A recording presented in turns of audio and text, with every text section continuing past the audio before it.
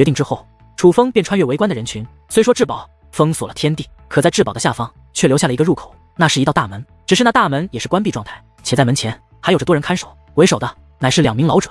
不过那2名老者的修为并不是特别强横，楚风看得出来，他们也只是至尊境而已，并且应该还没有达到至尊巅峰。不过他们的手中却掌管着开启那大门的钥匙，所以想要进去，还真就非要通过他们的认可。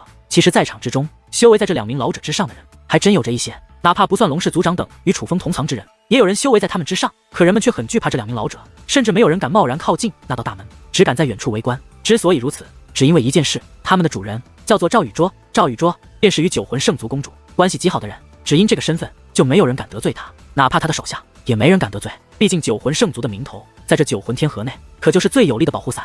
所以当楚风出现且直奔大门而去之后，引起了所有人的注意。人们不知道他想干嘛，一时之间议论纷纷。就连那2名看门的老者看到楚风之后，也是露出不善的目光。站住！你知道这里现在是谁的领地吗？如此贱民也敢靠近？那2位老者还未开口，一个中年看守者便对楚风询问起来，不仅态度很是不好，话语之中还充满了对楚风的鄙夷。前辈晚辈当然知晓，这里乃是赵家2位少爷的领地。楚风之所以说是2位少爷，那是因为赵家出现了2个了不起的人，一个就是赵雨卓，他与九魂圣族公主关系密切，能让他们赵家有今日威风，主要还是因为他。不过若抛开关系不谈，只论实力，赵家还有更厉害的一个人，那就是赵雨卓的哥哥赵霸天。这赵霸天已不是小辈，据说其年龄已有200岁，可却是一个名副其实的天才，不仅修为强横，其战力也是极为惊人。在赵雨卓结识九魂圣族公主之前，其哥哥赵霸天才是赵家最有名气，也是最闻风丧胆的存在。另外他们兄弟2人关系极好，再加上赵霸天的性格本就凶狠且不讲理，所以如今的赵家，赵霸天与赵雨卓都是令人闻风丧胆的存在。既然知道这里是谁的领地，还敢贸然擅闯？那名中年男子问道。晚辈来这里不是添乱的，而是帮忙的。我听闻2位公子在抓一只灵兽，而晚辈是一名界灵师，也许能够帮到忙。楚风说完此话，便释放出了自己的结界之力。龙纹级圣级结界之力一经释放，所有人都是目光变化。一个小辈能有龙纹级圣袍界灵师的实力，哪怕在这九魂天河内，也是一件颇为利奥德之事。本来那2位老者看向楚风的目光还颇有防范之意，可当发现楚风当真是龙纹级圣袍界灵师后，互看一眼后，也是同时点头，放他进去吧。其中一位老者说道：你记住，若是真能抓到那灵兽，我家少爷必会有赏，但你可不要有不好的心思，否则别说你要死，你的家人也要遭受牵连。另外一位老者也是说道，且说话之时还递给了楚风一块令牌。进去之后遇到我们赵家的人，就说你是来帮忙的就行了，给他们看这个令牌，他们会明白。老者将令牌递给楚风后，又补充道：等一下，我们是一起的。可谁曾想，就在这时，一道声音忽然在楚风身后响起。回头观望，楚风顿时眉头微皱，那位来者乃是龙小小。虽然此时的龙小小已经改变了面容，但楚风自然认得他。让我也进去吧，我也是龙纹级圣袍界灵师，我也能帮忙，而且我们2个认识，也有照应。龙小小说话间也是释放出了自己的结界之力。虽然他还没有掌握龙变之感，可他当真也是龙纹级圣袍界灵师。看到龙小小的实力之后，那位老者也递给了龙小小一块令牌，允许他进入其中。于是楚风与龙小小2人便一同踏入了其中。你怎么也来了？只是深入没有多久，来到无人之处后，楚风便对龙小小询问起来。小恩公，放心吧，我不会给你添乱的。龙小小笑嘻嘻地保证道。你回去吧。可谁曾想，楚风的态度却变得冷漠起来。楚风此行深知危险，他可并不希望龙小小掺和进来。小恩公，你让我陪你同行吧，我保证听你话，不给你添乱。见楚风要自己回去，龙小小赶忙保证起来。你保证听话？楚风问道。我保证。龙小小发誓般的举起了小手，那小模样还真有些可爱。既然你听话，那你就立刻回去，去与你父亲他们一同在外面等我，不要跟着我，不然我可生气了。楚风的态度很是严肃，他很少对龙小小这个态度。看到楚风如此严肃的模样，龙小小顿时就怂了。好了好了，我回去还不行吗？你别生气啊，人家也是担心你才跟进来的嘛，我这就回去了，千万别生气。龙小小说着，便赶忙转身向入口的方向行去。只是临走之时，不停地回头，一双美眸之中尽是不舍。看到龙小小这样的小眼神，楚风也是有些心疼。他岂会不知道龙小小为何非要跟进来？龙小小这样聪慧的女孩子，当然知道进入此处有多危险。他是担心楚风，是不放心楚风才跟进来的。只是楚风也同样不放心他，所以必须让他离开。在龙小小父亲以及群妖圣殿殿主，于是天族族长这等高手都不敢贸然进入此地的情况下，楚风就算冒险也只想只身一人。可不想龙小小掺和进来。快走吧，在外面乖乖等我。楚风冲着那留恋不舍的龙小小招了招手，且原本严肃的脸庞也露出了一抹笑容。看到楚风这抹笑容，龙小小原本委屈的小脸也再度洋溢起灿烂的笑容。一定要平安归来。龙小小对楚风说完此话，这才放心离开，蹦蹦跳跳的消失在了楚风的视线之中。在龙小小走后，楚风便立刻动身向山脉行去。他并没有去找那所谓的灵兽，而是向一个方向行去。因为自从进入这片山脉，楚风体内的血液就变得沸腾起来，那种感觉就好像是来自血脉的呼唤一般。那呼唤楚风的很可能就是隐于此地的密的，这让楚风意识到那密的多半与他爷爷有关，因为那血脉可不是天级血脉，而是亲人的血脉。倘若不是自己的爷爷已经占据了那密的，那密的又岂会呼唤楚风？这让楚风异常兴奋。他不是特别关心这密地内有何好处，他更关心的是这密地内能否找到他爷爷的线索。而楚风不想引起不必要的麻烦，所以直接运用九龙圣袍以及戒灵之术的双重力量，将自己隐藏起来。这样一来，就没有人可以发现他。而这片山脉的总面积其实不是很大，伴随着体内血脉的沸腾之感越发强烈，楚风终于停下了前行的步伐。楚风止步这里已是山脉深处，但这里却是这片山脉较为荒凉之地。山脉其他地方皆是植物茂密，仙草丛生，特殊的动物也是有着不少，可这里尽是杂草，就连天地能量，这片山脉也是较为稀少，连动物都不愿意在这里栖息，所以在这片山脉几乎看不到赵家的人。他们都觉得那灵兽不会藏在这里，但楚风依旧小心翼翼，确定附近没人之后，才来到了一座山脚下。山脚下杂草丛生，且杂草十分高大，足有几十米，宛如树林一般。穿过高达几十米的杂草，楚风在山脚下发现了一个山洞。这山洞依旧很是平常，从表面看不出任何特殊之处。可进入山洞，楚风莫说血液沸腾，连汗毛都无法自控地竖立而起。楚风体内的召唤之感几乎达到了鼎盛。楚风一路前行，很快就来到了山洞最深处。这最深处也只是山石而已，原本看上去没有任何特殊的地方。可是当楚风靠近之后，那山石上面便立刻闪烁起奇异的光芒，道道符咒浮现出。那符咒以规则的形状排列，如壁画一般，覆盖在山洞尽头的岩壁之上，美艳神秘。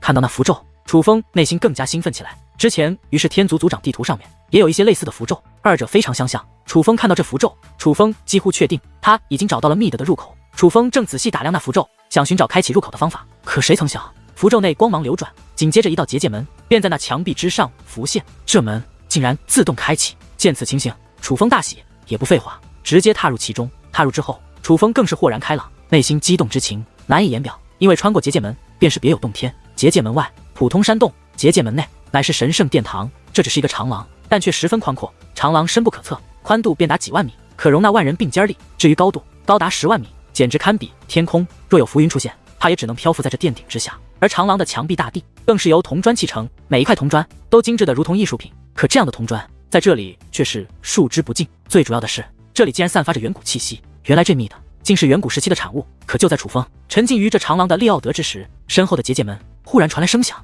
回身观望，两道身影已是出现在结界门之前。楚风还来不及仔细观看，一股强大的力量扑面而来，将楚风压迫的瘫倒在地，动弹不得。武尊境的威压，并且远在龙氏族长等人实力之上，那是实力远在龙氏族长等人之上的武尊境高手。虽然身形被定住，但楚风也终于可以仔细观看那出现的二人。这两个人楚风并不认得，他们面容相同，似是双胞胎，但却都长得凶神恶煞，且脸上布满刀痕。那刀痕让楚风知道他们也是有着危险经历之人。不过他们二人的脸上皆是布满皱纹，乃是年迈的老者。可他们的双眼却没有老人该有的和蔼可亲，反而比猛兽还要凶狠。最重要的是，他们眼中有着难以隐藏的杀气，那是杀过无数生灵才会具备的杀气。楚风只看他们一眼，便断定这是两个吃人不吐骨头的老家伙，他们绝非善类。他们衣衫也很诡异，明明面容相同，可其中一个穿着白袍，而另外一个则是穿着黑袍，长袍到底看不到脚，就像是飘着一样。但这都还好，最令楚风心惊的是，在他们二人的手上竟然都拿着一张地图。那地图与于是天族族长的地图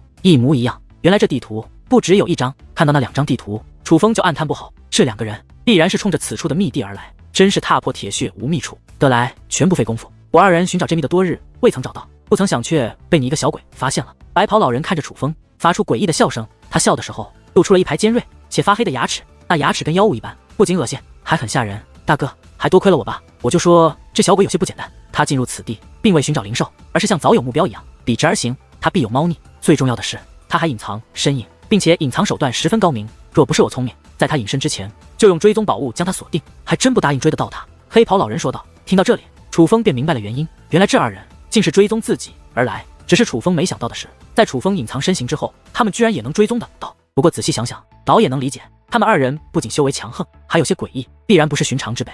他们有强横的手段，也是情理之中。二弟，这次你立功了，若不是你执意要跟踪此子，还真发现不了这里。白袍老人对黑袍老人夸赞道。你们是什么人？楚风凝声问道。这两位如何来到这里，且来到这里的目的，楚风已经清楚，现在他想搞清楚这两位的身份。小鬼，看来你很好奇，冲着你带我们二人来到此地的份上，我可以让你明白一切。你听好了，我们兄弟乃是九魂天河，大名鼎鼎的黑白双煞，原本是受九魂圣族公主所雇，保护赵宇卓那个小子的。至于这密地，乃是我们兄弟二人多年前就已经得到的地图，得知密的开启，便忽悠赵宇卓那小子说这里有他所要找的灵兽。白袍老人话到此处，手臂一扬，自乾坤袋内出现一个葫芦，葫芦内有光芒溢出，竟有一只身形似马、脑袋似兔、头戴鹿角、通体白色、散发着荧光的灵兽出现。看到这只灵兽，楚风就明白了，这里有灵兽的消息其实是这两个人散播的，因为他们要保护赵宇卓。若赵宇卓不愿来这里，他们也没办法来这里。他骗赵宇卓来到这里后，又利用赵宇卓的身份封锁此地，好趁机搜索密地位置。至于所谓灵兽，其实早就在他们二人手中了，只要寻找到密地后，他们再将灵兽交给赵宇卓便可。当他们听到这里，事情的来龙去脉，楚风已经大概清楚。原来他们从一开始就在密地之中，只是隐于暗处，难怪楚风毫无察觉。小子，保护赵宇卓之事乃是秘密，赵家之人除了赵宇卓外，便唯有赵霸天知晓。你一个外人知道了这件事，可就没有活路了。你现在知道我为何要说的这么清楚了吗？我是想让你小子死得明白一点。忽然，白袍老者面露凶狠之色，他竟想要杀了楚风，杀了我！你们别想活着离开！眼见不妙，楚风大声呼喊。而听闻此话，那原本动了杀心的白袍老者竟真的愣住了。你们也是在修武界纵横多年的人物，难道就不想一想，为何你们找这密的如此困难，而我找这密的却如此轻松吗？眼见对方迟疑，楚风赶忙再度说道：“那你说一说，为何你能直接找到这密的？”白袍老者问道：“我叫楚风，现在你明白了吗？”楚风说道：“楚风，你是何意？”白袍老者问道：“此地主人叫什么？你们不会不清楚吧？”楚风问道：“难道你想说你是那楚汉仙的后人？”白袍老者问道：“没错，我正是楚汉仙的后人，而且不是一般的后人。那楚汉仙乃是我爷爷，现在我们在我爷爷的领地之内，你们胆敢对我无礼，就是找死！”楚风说道：“哈哈，小鬼，你还真是能虚张声势啊！”白袍老者与黑袍老者皆是发出冷笑：“是不是虚张声势？其实你们可以试试。我提醒你们，侍卫，你们好。”楚风也是发出一阵冷笑，看到楚风如此有恃无恐，白袍老者与黑袍老者也是变得越发迟疑。仔细想想经过，他们觉得楚风不像是虚张声势，可是实际上楚风的确是在虚张声势，虽然有很大的可能，但到现在为止，楚风还不能确定这里一定就与他爷爷有关。他这样做只是想保命而已。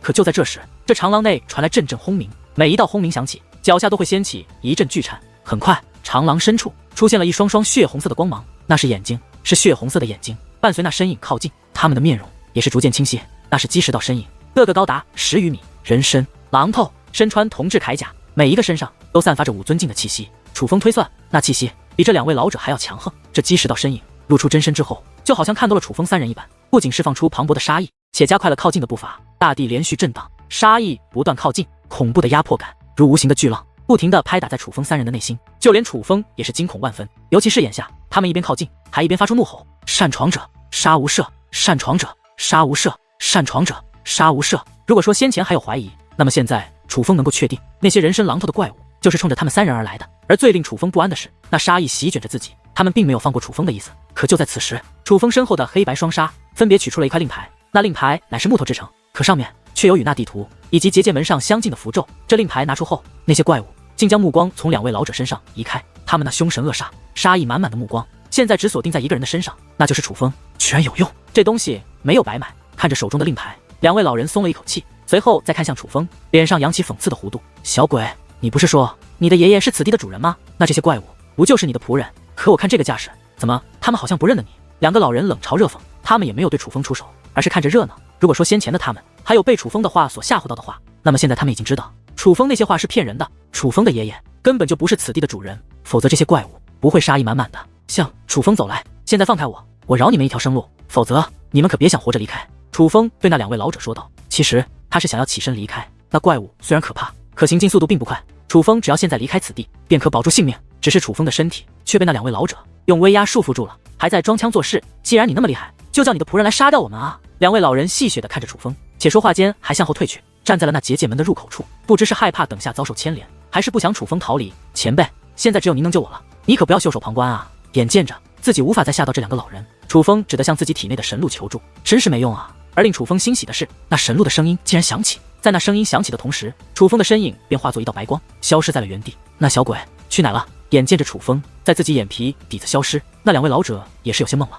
起初他们还有些慌张，害怕楚风真的与这密的有何特殊关联。可是当他们发现，当楚风消失之后，那些怪物便收起了杀意，不仅不再继续前行，反而整齐地站到墙壁两端，那是在为他们二人让路。他们再度确定楚风与此地并无关联，因为是楚风离开后，那些怪物才收起杀意的。也就是说，楚风是逃走的，只是逃走的手段比较不简单罢了。看来那小鬼的身上还是有些秘密的。大哥，不能放他离开，必须抓到他，他的身上必然有着某种至宝，否则不会逃得那么快。黑袍老者说道。白袍老者说话间便取出一件宝物，将这结界门的入口封锁起来。为的就是不想让楚风逃离。随后，他们二人便继续深入。当靠近那些怪物的时候，他们二人也是战战兢兢。可当他们从那些怪物身旁走过之后，那些怪物并无任何异动，宛如化作雕像一般。他们二人才彻底松了一口气。这令牌还真是有用，那个拍卖大师倒是没有骗咱们。看着手中的令牌，二人再度感叹起来。这令牌乃是他们在得到那地图的时候同时得到的，甚至这令牌的价格比那地图还要贵重。当然，他们之所以愿意花上这个价钱，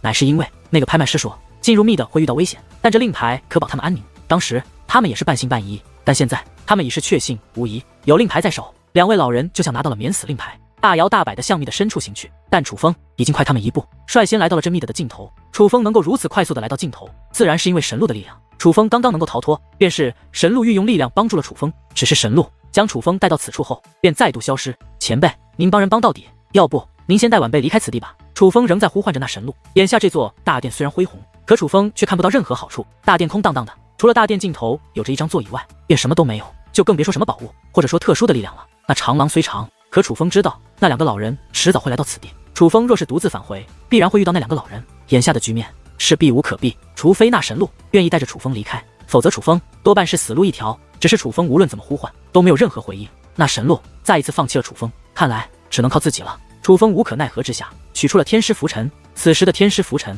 也没有觉醒之意，没有觉醒的天师拂尘，楚风就算布置出强横的阵法，也无法释放出超越自身的力量。现在的情况非常不妙，神鹿不愿帮自己，天师拂尘也不愿帮自己，所以楚风才说他只能靠自己了。楚风准备布置隐藏阵法，尝试再度隐藏自己。虽然这个决定很是冒险，可是到如今楚风却也是别无他法。楚风手握天师拂尘，看着长廊的方向，便准备布置阵法。终于等到你了。可就在此时，楚风的身后却忽然传来了一道声音。身后忽然传来的声音让楚风心神一震，赶忙回神观望，但却发现身后什么都没有。可楚风能够确定，刚刚自己的确听到了一声呼唤。请问刚刚是谁在与我说话？前辈能否现身？楚风开口询问，想要将那呼唤自己之人唤出，但大殿之内除了自己的回声之外，便没有任何声音响起。可楚风却不甘心，于是楚风的呼唤越来越大声。你这小鬼跑得可够快的。终于楚风得到了回应，只是这个回应却让楚风心中一沉，那是黑白双煞的声音。回身观望，果然发现黑白双煞已经来到了大殿的入口处，挡住了楚风离开大殿的路。怎么来的这么快？见到这两位，楚风眉头紧锁。按照他的推测，那长廊很长，这黑白双煞本不应该这么快就来到这里才对。小鬼，你刚刚跑得很快啊，是怎么做到的？你身上是有着某种至宝吧？你将那宝物交出来，我们两个可以带你安然离开，否则，嘿嘿。黑白双煞不怀好意地看着楚风。至宝，我说过，楚汉仙乃是我爷爷，我爷爷的领地内，我自然可以来去自如，我还需要至宝吗？你们可别忘了，若不是我，你们都无法进入此地。楚风凝声说道。对于这两个老家伙，楚风除了恐吓他们，便没有任何办法。小鬼，事到如今还在招摇撞骗，你觉得我们兄弟二人还会相信吗？黑白双煞冷笑连连，他们根本就不相信楚风所说的话。可突然之间，阵阵轰鸣自头顶传来，紧接着这大殿顶部便有了变化，铜砖不断移动，紧接着数道身影从顶部飞落而下，转眼间上千道身影出现在大殿之内，那全部是人身狼头的怪物，且以包围之势将楚风困在了当中。小鬼，你不是此处的主人吗？那这一次你被团团围住，还能逃得掉吗？见此一幕，黑白双煞的嘴角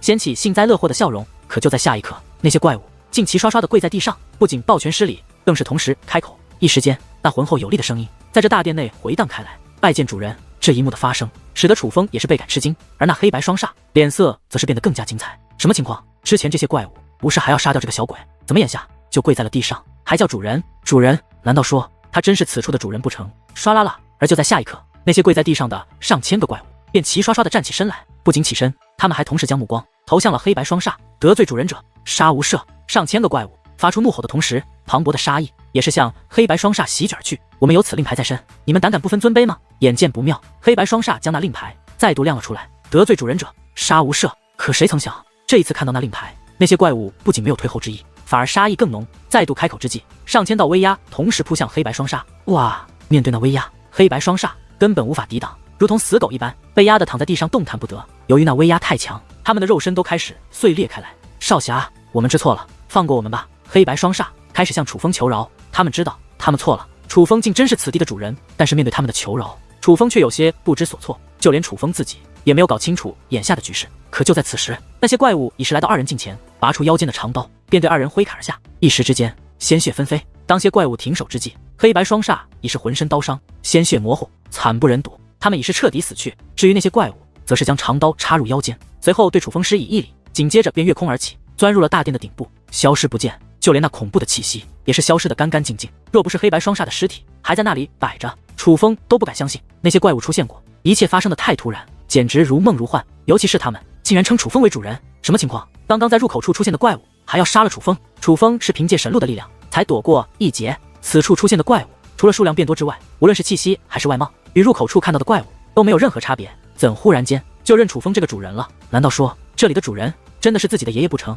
只是楚风向四周打量，却没有任何身影出现。恢宏的大殿内依旧空空荡荡，除了楚风外，没有任何身影。当然还有两个，那便是已经成了死人的黑白双煞。楚风来到黑白双煞近前，虽然他们已经死了，可是他们的本源还在。这两人的修为极强，实力在龙氏族长等人之上，他们的本源自然不能浪费。楚风取出特殊的容器，将他们二人的本源收了起来，准备等女王大人苏醒，给女王大人修炼使用。随后楚风便将二人的乾坤袋取了下来。楚风觉得黑白双煞实力强横，他们身上必然有着不少宝物。楚风拿起他们的乾坤袋，发现乾坤袋上有阵法，那是一种除了他们二人别人无法打开这乾坤袋的阵法。不过因为他们二人已经死了，所以这阵法变得非常的脆弱。楚风运用结界之术，很快就将这阵法解开。而当楚风解开二人乾坤袋，可以看到二人乾坤袋内的物品之后，连楚风也是变得兴奋起来。这两个老东西还真是了不得呀，居然收罗了这么多好东西。楚风变得十分兴奋，因为黑白双煞的乾坤袋内宝物当真不少，不仅有尊敬武技、奇珍异宝、灵丹妙药，还有着一些修炼之物。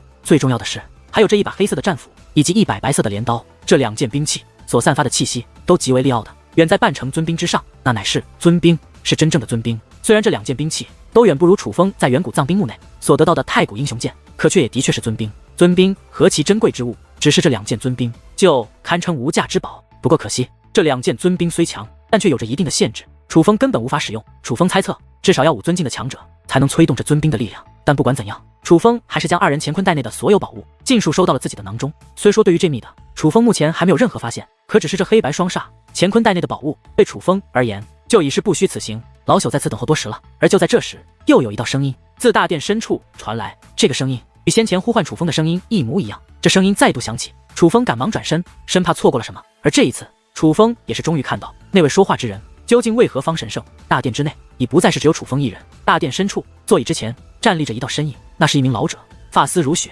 面容端正，衣着更是十分得体，一袭白袍，一尘不染，比白雪还要洁白。再加上他整个人的气质，并无凡尘之气，宛如超脱世俗，就如同仙人一般。这样的老者，只是见其真容便知他不简单。但他整个人，无论是衣着还是本体，都是半透明的，说明他不是完整的生命体，很有可能是一道灵魂体。可他又不是简单的灵魂体，是一种楚风也无法确定的生命形态。不过不管他是什么样的生命形态，楚风却在他的身上感受到了另一种非同小可的东西，那就是他的气息。在他的身上散发着远古时期的气息，这远古气息如此浓厚，可不是简单的远古生物的后裔那么简单，他应该是从远古时期存活到了今日的存在。他是经历过远古时期的存在，晚辈楚风拜见前辈。虽说眼前这位充满神秘之感，楚风对他乃是一无所知，可楚风见到他却不敢怠慢，而是赶忙施以大礼，因为楚风觉得这位很可能知道关于他爷爷的事。爷，老朽承受不起。严格来讲，你可是老朽的少主人，怎可向老朽失礼？然而楚风刚刚失礼，对方竟自大殿深处瞬息来到楚风身前，将楚风搀扶起来。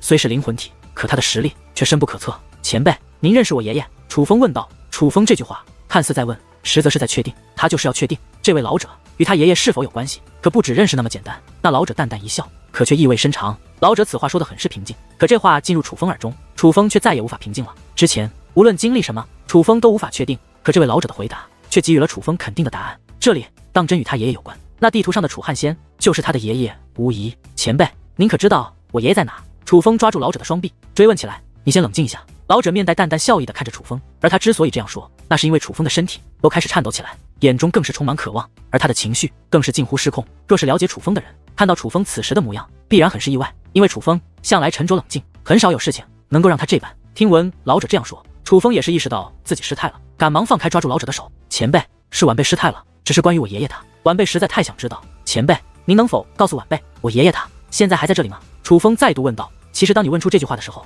你心里应该也有答案了吧？老者说道。我爷爷他不在这里了。楚风的确早有猜测，若是他爷爷还在这里，多半早就出现了，不会让这位老者来接待他。既然他爷爷没有出现，多半就是已经不在此地了。虽然早有猜测，可楚风心中仍有一丝期望，那种期望就像是在期待奇迹发生，而楚风期待的奇迹就期是他爷爷就在此地，他期望着在今日就能与他爷爷见上一面。只是这位老者的话却让楚风仅存的一丝期望也破灭了。他的爷爷楚汉仙果然不在这里了，他早就走了，离开此地。已有近千年了。那老者说道。近千年，前辈，我爷爷离开此地，具体是多少年？您可记得？楚风追问道。记不清了，但应该不到1000年吧。老者说道。前辈，您一定知道关于我爷爷的事情吧？您可否告知晚辈关于我爷爷的事情？楚风问道。你还真是很关心你爷爷啊。其实看到你，老朽也很惊讶，他居然都做爷爷了。本来刚刚感受到你靠近此地的时候，还以为你是他的儿子。若非你亲口说楚汉仙是你爷爷，我真是想不到他居然已经做了别人的爷爷。毕竟当年他来的时候，也还只是一个小辈啊。那老者没有回答楚风，反而是面带微笑，感慨起来。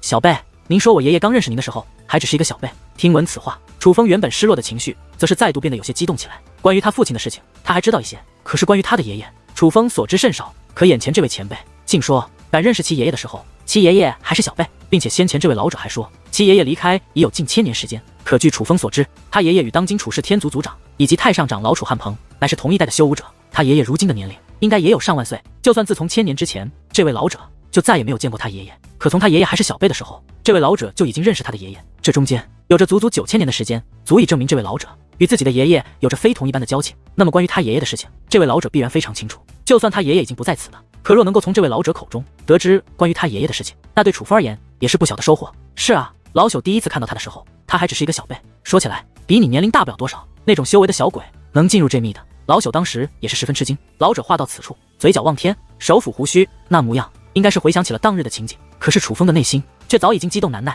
前辈，能否告知晚辈您关于我爷爷的事情？楚风再度问道。且楚风此时的话乃是以祈求的语气说的，他实在是太想知道关于他爷爷的事情了。你怎么如此好奇你爷爷的事情？难道你爷爷从来不与你说关于他的事情吗？见楚风连续追问，老者的目光也是变得有些诧异。不瞒前辈，晚辈从出生至今从未见过我爷爷。我爷爷他已经失踪多年，至今下落不明，生死未知。关于我爷爷的事情，晚辈所知甚少。楚风说道。你竟从未见过你爷爷？听闻此话，那原本是中面带笑意的老者不仅收起笑容，竟还眉头微皱。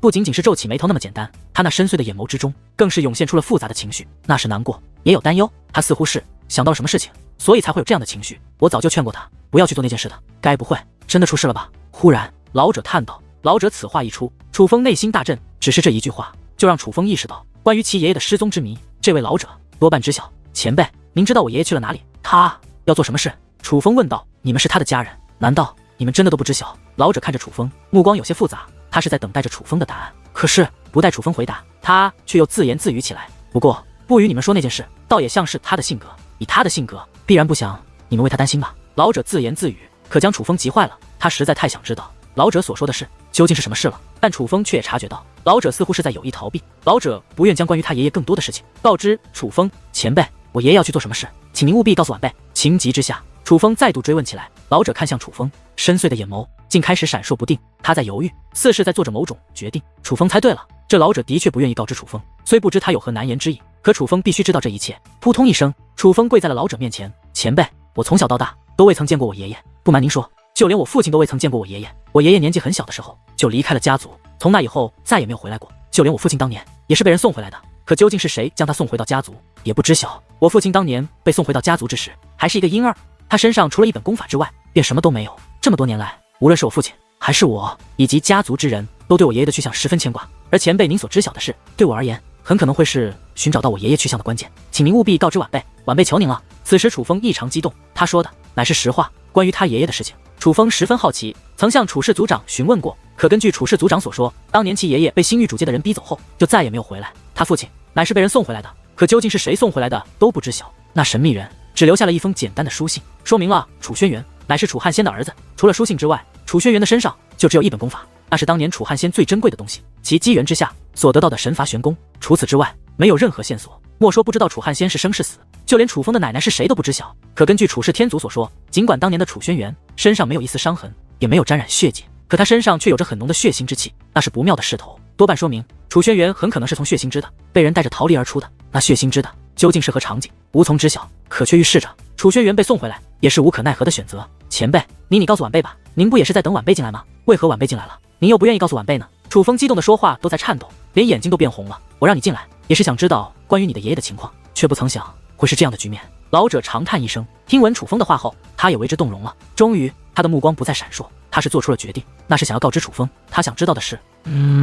可是老者刚刚开口，便露出了痛苦的神情。老者越来越痛苦，竟然倒在地上，双手抱头，浑身抽搐。前辈，楚风走上前去，搀扶住老者，想要帮助老者，可却发现自己无能为力。他的结界之术以及各种手段都无法对老者的情况进行医治，老者越来越虚弱，就连他的身体也开始变得淡薄。这样下去，老者很可能会消散而亡，这可将楚风急坏了。不过，就在楚风近乎绝望之际，那老者竟然开始好转。过了一会之后，老者也终于能够再度开口：“你看到了，不是我不想告诉你，而是有些事老朽实在是没办法开口，被困在此地。老朽早就不是自由之身，不仅老朽不是自由之身，你爷爷其实也非自由之身。别看那地图上面如今刻写的是你爷爷的名字，可实际上这里真正的掌控者却不是他。”老者虚弱地对楚风说道：“原来这便是老者的难言之隐，有着什么力量控制着他？那力量不让他说出楚风爷爷要做的事。此地的主人不是我爷爷，那是谁？”楚风追问道。他觉得此地真正的主人，那控制老者的力量多半就是罪魁祸首。可就在此时，整个大殿开始剧烈颤动，紧接着大殿顶部、地底之中、四面墙壁都开始有怪物钻出。这一次钻出的怪物数量再度增加，足有数万之多。擅闯此地者，杀无赦！擅闯此地者，杀无赦！这些怪物出现后，便将杀机四溢的目光投向楚风，且不断向楚风逼近，这让情绪复杂的楚风再度意识到此地的不简单。明明刚刚这些怪物还称自己为主人，怎么转眼间又对自己杀机毕露，视自己为敌人了？给我住手！忽然，老者抬起手来，大喝一声。猛然间，老者身上绽放起奇异的光芒，而与此同时，那些怪物也如同石化一般定在原地。可此时，老者的脸上再度涌现出痛苦之色。老者虽控制住了这些怪物，可对他而言却也有着不小的负担。你快走吧，这一次的数量太多了，我控制不了他们多久。此地还会开启，有可能是几千年，也有可能是几十年，总之一定还会开启。你若真想知道真相，就努力修炼，待得你修为足够强大之后，再来此地也不迟。倘若修为不足，千万不要再进来了。还有，你记住，你爷爷绝非恶人，倘若他作恶，也必然有因，切勿怪他。老者的话语不断映入楚风耳帘，可当那些声音进入楚风耳朵的同时，楚风也感觉到一股强大的力量将自己笼罩覆盖。一时间，楚风周围尽是白光。当白光消散之后，楚风发现他已经离开了大殿，离开了密地，他回到了山脉之中，就在做普通的山洞之外。该死的，那密的真正的主人究竟是谁？他与我爷爷有何关系？他为何不让那前辈告知我一切？我爷爷到底去做什么事？为何那前辈说我爷爷有可能会作恶呢？楚风心中充满疑问，只是他回不去了，因为这山洞尽头已经没有了那符咒，也没有了进入那密地的门。先不说那密的里面异常危险，就算没有危险，楚风也无法进入了。此时的内心极为混乱，无法平静。楚风意识到他爷爷在那密地内必然是经历了什么。起初楚风觉得那可能是天大的机缘，毕竟地图上面都刻写着他爷爷的名字。可经过刚刚一幕，楚风却改变了想法，他爷爷进入那密的之内未必是机缘，也可能是噩梦。那密的远远超出楚风的想象，强大的怪物守卫者以特殊形态从远古存活至今的老者，地图上刻写着他爷爷的名字，可他爷爷却并非真正的掌控者。离开此地后，他爷爷并未回到楚氏天族，必然是有极为重要的事情要做。可那到底是什么事？有着太多秘密暗藏在那密的之中。当确定自己无法再进入那密的后，楚风则是开始调整自己的情绪。他知道激动的情绪什么意义都没用。终于，楚风冷静了下来，他也理清了事情的大概经过，有了自己的猜测。他爷爷当年以天才之姿崛起，震惊整个祖武星域的同时，也惊动了祖武星域当时的霸主无名一族。无名一族自然不会允许有人威胁到他们的霸主地位，于是派人暗中对付楚汉仙。楚汉仙虽逃过一劫，却也意识到了无名一族的心思，他没有选择报复，而是趁自己还未崛起之时离开了祖武星域。他是想到其他地方修炼，摆脱无名一族的监视，待得修为大成，再回到祖武星域，一举振兴自己的家族。而楚汉仙离开之时，还只是一个小辈。楚风推断，其爷爷楚汉仙离开家族没有多久，应该就在因缘际会下来到了那密地。进入那密地后，不知是何缘故，他爷爷在那密地内生活多年，很可能就是足足9000年左右的漫长时光。直到大概1000年之前，他爷爷才终于获得自由，终于可以离开那密的。而当他爷爷终于可以离开密地后，却也是有着重要的事情，或者说必须要做的事情要去做。这很可能就是他爷爷自从离开家族至今为止，已过去万年之久，却就再也没有回到过楚氏天族的原因。他的爷爷根本就没有回到家族的机会，种种迹象都表明，他爷爷不仅有着难言之隐，很可能还有着危险伴随其身。这是一种很不妙的信息。按照这个信息来看，如今他的爷爷凶多吉少。可是冷静下来后，楚风却觉得他爷爷未必就已经死了，因为当初楚风父亲离开之时，曾在楚氏天族的禁地内给楚风留下过信息。当时他父亲曾对楚风说过一句话，他父亲告诉楚风，他父亲与他爷爷会在天外深处等着楚风，而楚风父亲必然曾寻找过他爷爷的下落。既然能够对楚风说与其爷爷一同在天外深处等着楚风的话，那便说明他父亲至少已经确认他爷爷还活着。就算已经知道他爷爷身在何处，甚至见过他爷爷，也是很有可能的。而他爷爷所在的地方多半就是天外深处，这总归是个好消息。不管怎么样，只要人还在就好。爷爷您放心，孙儿必定会努力修炼，倘若真的有什么束缚了您，孙儿必然会帮您解开那束缚，无论那是当代修武者也好，还是远古怪物也罢，孙儿绝对不会让任何存在束缚您的自由。楚风心中暗暗发誓，虽然楚风修为尚弱，但拯救家人的这份决心始终却极为坚定。这乃是楚风的修武之道。楚风努力修炼，不是要成为浩瀚修武界的霸主，他努力修炼，为的是守护他的家人，保护他的亲近之人。随后，楚风便起身离开了此地。楚风不再隐藏身影，而是大摇大摆的在这山脉内穿梭，径直的向出口方向行去。之所以会如此放肆，自然是楚风知道，那暗中守护赵雨桌的黑白双煞已经死了。赵家剩下这些人的实力非常之弱，基本不值一提。终于，楚风离开了那座山脉，回到了众人聚集的地方。而当楚风出来之时，这里聚集的人比先前还要多，并且大家都在注视着相同的方向，人声嘈杂，议论纷纷，似有事情发生。楚风顺势观望，顿时心中一紧，他看到人们观望之处乃是虚空之上，在那虚空之上站立着两道身影，其中一道乃是一名青年男子。那青年男子长相不错，但却一脸的邪恶，一看就不是好人的类型。他的嚣张跋扈是已经写在了脸上的那一种。而那名青年男子的手中竟紧紧地抓着一名女子，那名女子楚风认的乃是龙小小，而龙小小的身上更是有了一些伤痕，且在极力挣扎着。有本事放开我，再打一次！龙小小一边挣扎一边怒吼着：“我说了，你乖乖地露出真容，让我看看你是谁，我就放过你。如若不然，我可对你不客气了。”那名青年男子说道。见此一幕，楚风便要出手，但他却也望向离人群的一个方位，那个方位乃是龙氏族长等人所在的地方。楚风惊愕地发现，龙氏族长等人全部都在。可面对龙小小被抓的局面，龙氏族长竟并未打算出手。楚风看得出来，龙小小的母亲非常想去救龙小小，但却被龙氏族长按住了肩膀，动弹不得。怎么回事？楚风身形一动，来到了龙氏族长等人身旁。楚风少侠，你回来了，你没事就好啊。怎么样，可有找到那密的？见到楚风，众人如释重负，许多人更是开口询问起关于那密的事。我再问你们，那是怎么回事？楚风指着虚空之上那被困住的龙小小问道。见楚风如此激动，众人不敢犹豫，赶忙为楚风讲述起经过。原来那虚空之上的男子便是赵雨桌的哥哥，被称为绝世天才的赵霸天。而龙小小当时跟着楚风一同进入那至宝所封锁的山脉之后，并未立刻出来。楚风推断，龙小小并没有听从楚风的话，他只是表面离开，实则后来又返回了。正因没有立刻离开，才不知是何缘故遇到了这赵霸天，并且还暴露了他隐藏真容的情况。他们二人应该经过一场恶战，只是从这结果来看，龙小小必然是败了。其实龙小小和赵霸天也是刚刚从那山脉内出来没多久，这赵霸天似乎是想当众让龙小小出丑。放开我，你不救小小，我去救！在楚风得知经过后，龙小小母亲挣扎着怒吼起来，她很愤怒，只是她的声音却很虚弱。之所以如此，自然是龙氏族长束缚住了她，导致。你怎么如此愚钝？难道看不出来？那赵霸天是故意的，就是想用小小做饵，引我们出去。你以为我不想救小小吗？她可是我的女儿。可是你看那赵霸天一脸从容自信，必然是有人暗中保护着她。我们出去都别想活！龙氏族长说出了他不去解救自己女儿，而是在此看戏的原因。龙夫人，龙族长所言在理，我看那赵霸天也没有伤害小小公主的意思，我们还是观望观望，想想其他办法。贸然出手绝对不行。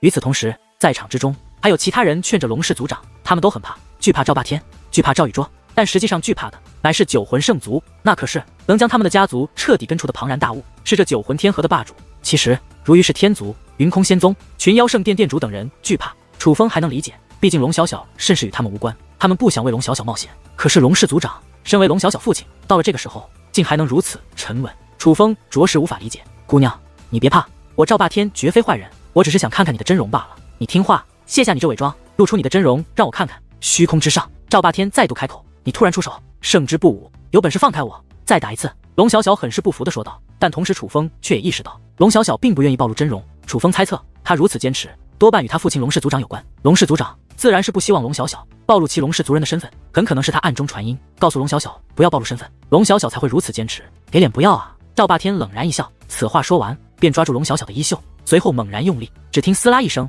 啊！下一刻，龙小小发出了一声尖叫。原来龙小小的一条袖子被撕扯而下，他那雪白的手臂暴露在了众人视线之中。可是看着那惊恐万分的龙小小，赵霸天反而兴奋地舔了舔嘴唇，再不露出真容，我就将你的衣服全部撕碎，让所有人看到你的身子。赵霸天说道。赵霸天此话一出，龙小小顿时小脸一僵，他真的被吓到了。虽然如今的他是伪装的面容，哪怕身体也有所变化，可毕竟他还是他，哪怕不是本来的容貌，也不愿当众暴露身子。其实眼下龙氏族长也被吓到了，可他却依旧没有动身的打算。我说，龙氏族长，你还要袖手旁观吗？那可是你女儿啊！如果有人敢这么对我女儿，我早就将让他人头落地了。你居然还在看戏！群妖圣殿殿主讽刺地看着龙氏族长，他与龙小小不熟，自然不愿为龙小小冒险。可若换作是他至亲之人，他绝对不会袖手旁观，所以他才会如此讽刺龙氏族长。事实上，于是天族族长以及云空仙宗太上长老都在看着龙氏族长，他们目光之中也都涌现出了一抹轻视。他们都觉得龙氏族长这样的隐忍着实太过心狠了一些。可哪怕众人这样看着自己，龙氏族长却也不为所动。不仅自己不出手，还狠狠地按着龙小小的母亲，同时也不允许龙生部出手。这样下去，龙姑娘怕是难以见人了。见此情形，云空仙宗太上长老感叹起来：倘若龙小小真的被当众扒光了衣服，只要是一个正常的女儿家，这种事情对她而言必然都是极大的打击。更何况自己的亲爹就在一旁，而不肯出手相救。可是突然一道身影拔空而起，看到那位身影，于是天族族长等人表情变得复杂。他们对于这一幕既有些意外，可却又仿佛是在意料之中，因为那道身影不是别人，正是楚风。楚风的性格，于是天族族长等人已是多少有些了解。楚风是一个胆子很大的人，只是他们也没有想到，楚风竟真的敢在这种时候出面解救。难道说他真的不怕死吗？此时人群之中，殷黛粉一双美眸闪烁不定，其中流转着复杂的情绪。虽然他早知道楚风与龙小小关系非同一般，可他真的没有想到，楚风竟然在面对着赵家之人的时候还会出手相救。毕竟眼下连于氏族长、群妖圣殿殿主以及龙小小亲生父亲堂堂龙氏族长都不敢贸然出手，楚风却敢，这可不是无知，而是真正的勇敢。本来他也无法确定，可当他看到楚风直奔赵霸天与龙小小的方向而去，当他看到龙小小发现楚风，顿时变得紧张起来。虽然没有说话，可聪明的殷黛粉知晓，龙小小必然是在对楚风暗中传音，希望楚风还未引起赵家人注意的时候快点离开。可哪怕如此，楚风也并未退缩。之后，殷黛粉的美眸中竟涌现出了一抹羡慕，那是对龙小小的羡慕。虽然平日里在云空仙宗，他被众人捧在手心里，可扪心自问，倘若真的遇到危险，如龙小小这样的境地，是否会有一个像楚风这样的人愿意为自己出头？这是谁啊？敢在这个时候出来捣乱，是不想活了吗？此时人群之中传来阵阵惊呼，毕竟除了于氏天族等同行而来的人外，人们都不认得楚风。他们还不知道楚风的出现意欲何为，可他们却觉得在这个时候靠近赵霸天乃是找死的行为。可令人意外的是，赵霸天根本看都不看楚风一眼，他根本没心思理会楚风这种小角色，反倒是赵家的其他人开始对楚风怒斥起来：混账东西，你赶紧滚下来！你不想活了，可别牵连我们，赶紧滚下来，否则要你全族陪葬。尤其是那两位老者之前负责看门的老者，更是恶言相向。但值得一提的是，他们的话语虽然难听，可皆是暗中传音，不知他们这样做是何原因。但楚风却统一处理，一律当作没有听到。楚风手掌摸向乾坤袋，随后一只葫芦便出现楚风手中，随后只见流光释放而出，一只美丽的灵兽便浮现在了众人的面前。那是灵兽。看到灵兽，天地之间顿时掀起了一阵轩然大波。原本咒骂楚风的赵家之人也是赶忙收声，就连那赵霸天也是将目光投向了楚风，目露喜色，因为那灵兽正是他弟弟赵宇卓所想要寻找的灵兽。可就在赵家人觉得楚风是找到了灵兽前来邀功的时候，楚风却忽然探手一抓，抓住了那灵兽的命门处，放了他，这灵兽给你们。楚风看着赵霸天说道：你与他是同伙的。赵霸天双眼微眯，原本挂着笑容的脸上涌现出了狠辣之色，可楚风却丝毫不惧，面色不改。忽然那灵兽发出痛苦的哀嚎，原来是楚风抓住其命门的手掌已经握紧。我叫你放了他，你听不懂吗？楚风看着赵霸天说道：你胆敢威胁我？见楚风并不惧他，赵霸天脸上的怒色更浓，看来你们并不想要这灵兽。楚风说话间，那抓住灵兽的手掌握得更紧，住手！可就在此时，一声怒喝响起，紧接着又有一道身影拔空而起，这是一名青年，面容与赵霸天有些相像，他必然就是赵霸天的弟弟赵宇卓，他才是如今赵家的门面，是他让如今的赵家有了九魂圣族作为靠山，虽不知是何原因，使得他得到了九魂圣族公主的欢心，可终究此人还是得到了九魂圣族这个庞然大物的庇护。赵宇卓出现后，就连霸道的赵霸天也不得不说话了，看得出来，如今的赵宇卓才是赵家真正具有话语权的人。你不是本地人吧？赵宇卓对楚风问道。是又如何？不是又如何？楚风问道。赵宇卓淡淡一笑，这才对楚风说道：我劝你别和我斗，你对我赵宇卓根本就不了解，你可能还不清楚得罪了我赵家将是怎样的后果，尤其是在今日。赵宇卓对楚风说道，这话语之中满满的威胁之意。而听闻此话，楚风也是发出一声冷笑，九魂圣族还真是给了你不小的自信，依仗他人换来的威风，耍得过瘾吗？楚风说道。听闻此话，所有人都是心中一紧，原本围观之人以为楚风胆敢挑衅赵家兄弟，乃是不了解赵家兄弟的背景，可当楚风此话一出，人们才知道原来楚风什么都知晓，那人们可就无法理解了。既然知道赵宇卓身后有九魂圣族公主殿下撑腰，他又为何敢做这种事？难道说他真的是胆大包天，还是说他的身后也有厉害的存在撑腰，而那存在强大到让他不惧赵宇卓？这样说来，你是诚心来捣乱的，还是说你本身就是想来抢夺这灵兽的？看着楚风手中的灵兽，赵宇卓的目光也是变得不善起来。我不想与你废话，放了他，我就给你这灵兽。楚风说道。你先放了灵兽，我们便放了他。赵宇卓说道。别与我谈条件，先放人，再放灵兽。楚风说道。且此话说完，掌心握紧，那灵兽的惨叫声也是变得更加凄厉。混账，你以为你算个什么东西，竟敢威胁我们？我看你是活得不耐烦了。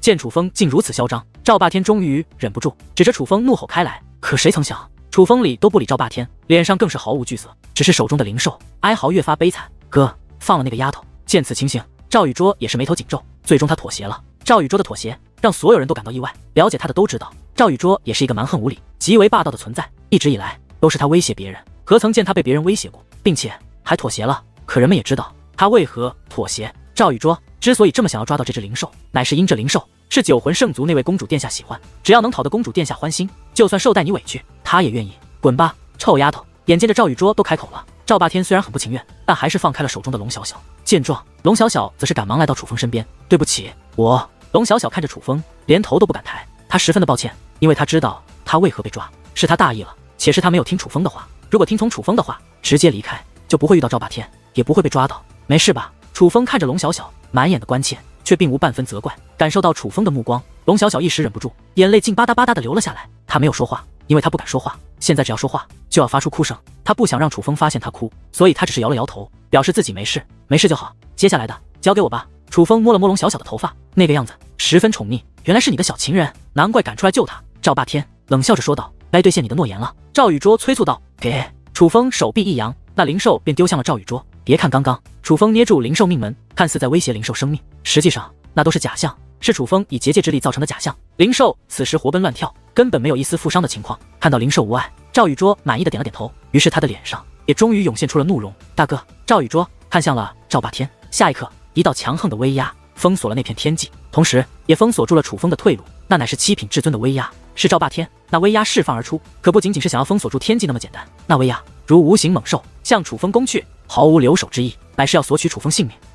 只是下一刻，莫说是旁人，就连赵霸天和赵宇卓看向楚风时，也是目光变化，因为此时楚风的额头之上不仅出现了神级雷纹，在他的周身更是涌现出了雷霆铠甲。楚风的修为虽是五品至尊，可当神级雷纹与雷霆铠甲这两种手段施展出后，他的修为也是瞬息间从五品至尊提升到了七品至尊的地步。这就是为何他能够挡下那赵霸天威压攻势的原因。而眼下众人的震惊也是源自于此。神级雷纹本就极为罕见，但神级雷纹也就算了，竟然还能施展出雷霆铠甲。雷霆铠甲这种力量可根本不该出现在这种境界的修武者身上，难怪如此猖狂，原来是有些本事。你是哪个天族的？赵宇卓对楚风问道。我来自哪里，与你们无关，我只想奉劝你一句，我今日心情很不好，别拦着我，否则小心你们性命不保。楚风对赵霸天说道。性命不保？今日的确有人要性命不保，不过不是我，而是你们两个狗男女。赵霸天怒吼之际，身上绽放出蓝色的火焰，不仅如此，连虚空之上也有异象涌现。蓝色的火焰与云层交融，遮天蔽日，覆盖天际，那是天赐神力。